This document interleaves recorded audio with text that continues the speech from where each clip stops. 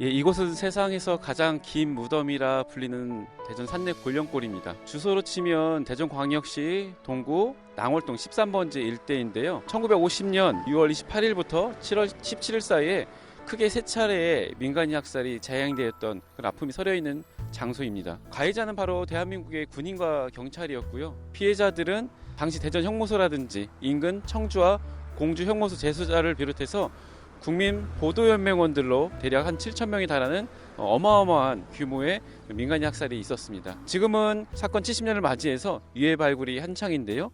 그 아픔의 현장으로 함께 이동하도록 하겠습니다. 한동안 이 유해 매장지가 교회 건물이 들어서면서 공사 도중에 많은 유해들이 발굴된 바 있고요. 저 앞에 보이고 있는 저 흙더미는 그 유해 발굴지에서 이제 퍼낸 흙들인데요. 저 흙더미들이 높아지면 높아질수록 70년 동안 땅속에서 묻혀있던 진실들이 더 많이 이제 드러난다고 볼 수 있습니다. 산내 골령골 입구에는 안내판들이 설치되어 있습니다. 안내판들을 통해서 이곳을 왜 세상에서 가장 긴 무덤이라고 부르는지를 확인할 수 있습니다.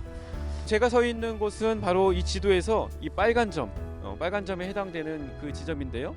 그곳에서 시작해서 이 골짜기 위쪽으로 한 8개에 달하는 이제 학살 매장지, 구덩이가 있었을 것으로 추정하고 있습니다.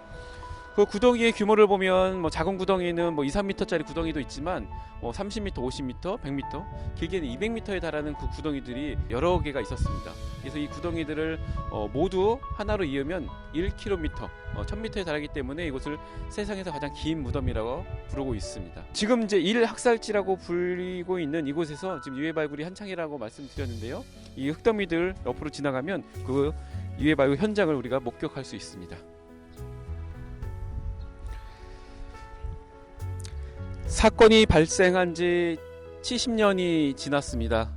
70년 동안 이 깊은 땅에 묻혀있던 유골들이 이번 유해 발굴을 통해서 속속들이 그 실체를 드러내고 있는데요.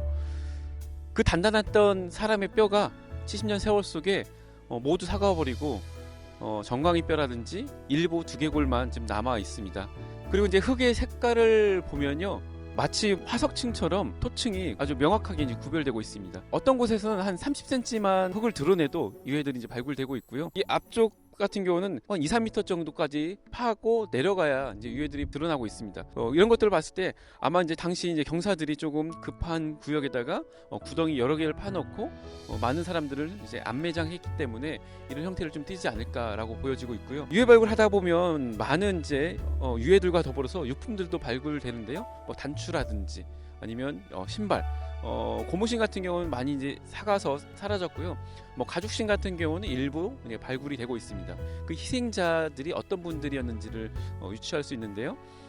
아마 감옥에 있지 않았던 민간인, 다시 말하면 이제 보도연맹원들로 우리가 이제 추정해 볼 수 있습니다. 총알과 탄피들도 발견이 되고 있습니다. 어떤 총알에 따라서 가해자들이 누군지를 볼 수 있는데요. 대부분 이제 M1 소총의 총알들이 발굴되는 것을 볼 수 있습니다. 바로 가해자가 당시 이제 군인, 헌병들이었다는 것을 이제 볼 수 있고요. 간혹 가다가는 경찰이 주로 사용했던 카빈 총알들도 발굴되고 있습니다. 또 하나 이제 놀라운 것은 이 총알과 더불어서 유해 인근에서 탄피들도 발굴이 되고 있는데요. 탄피들이 유해 옆에서 발굴된다는 것은 근접 사살했다라는 증거가 되겠죠. 또는 확인 사살의 이제 증거들로 이제 드러날 수 있습니다. 지금 이곳에 있는 사진들을 보면 그 학살 당시의 그 모습들을 우리가 이제 유추해 볼 수 있습니다. 군인과 경찰들이 이제 학살하는 장면들도 사진을 통해서 우리가 확인할 수 있고요. 구덩이의 이제 규모라든지 군인과 경찰들을 도왔던 소방대원들, 그다음에 방위대원들이 어떻게 학살을 돕고 있는지를 이제 볼 수가 있습니다. 지금 지형의 특성들을 봤을 때 이 사진과 같은 장소를 지금 유해 발굴이 이제 진행되고 있는 이 장소로 이제 추정을 하고 있습니다. 초기에는 학살의 방식이 군인들을 이제 총살시키던 그런 형태로 이제 시작되었습니다. 시간이 며칠 지나면서 학살해야 될 이런 규모들이 갑작스럽게 커지면서 학살의 방식들이 이제 변화하게 됩니다. 긴 구덩이를 이제 파놓고요, 사람들을 엎어놓고 그 뒤에서 일어나지 못하게 군인들이 군홧발로 등을 밟습니다. 그리고 그 총으로 두개골 향해서 총을 발사하는 거죠. 이 책은 이번에 한국전쟁 70년을 맞이하여 우리 지역의 작가이신 김성동 작가의 책인데요.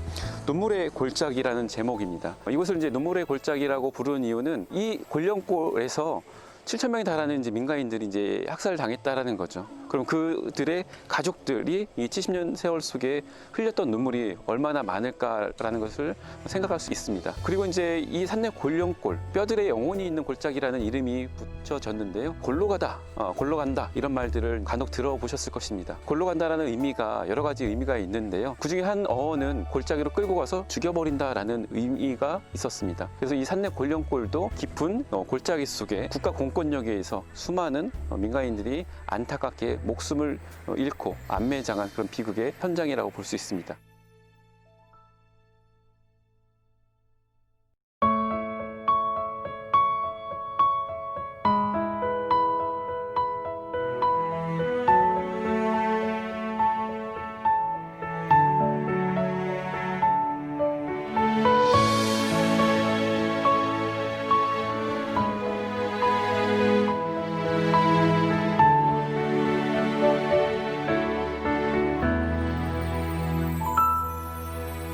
눈 내리고 개울물은 꽝꽝 얼어붙은 천지 배는 고프고 목은 타는데 눈보라는 휘몰아친다 세상 같은 건 더러워버리는 곳이 세상에 쉬는 게 아니라고 어느 시인이 말했지만 한 번도 정식으로 살아본 세상이 없어 어린 세상이 내겐 없다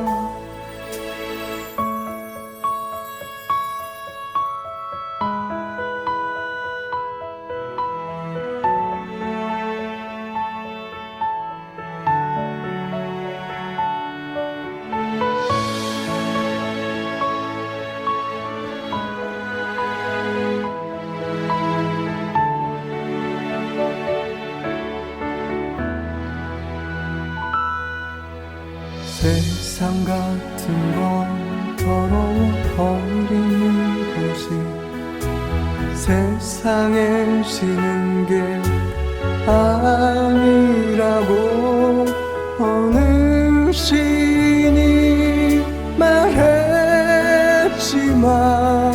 한 번도 정식으로 살아본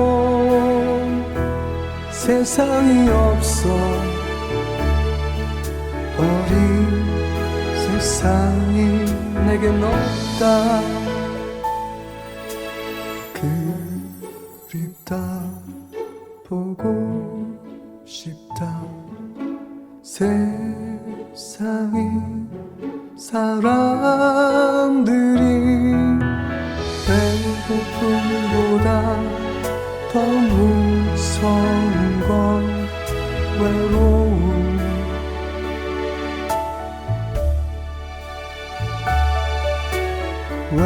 외로움보다 더 무서운 건 그리움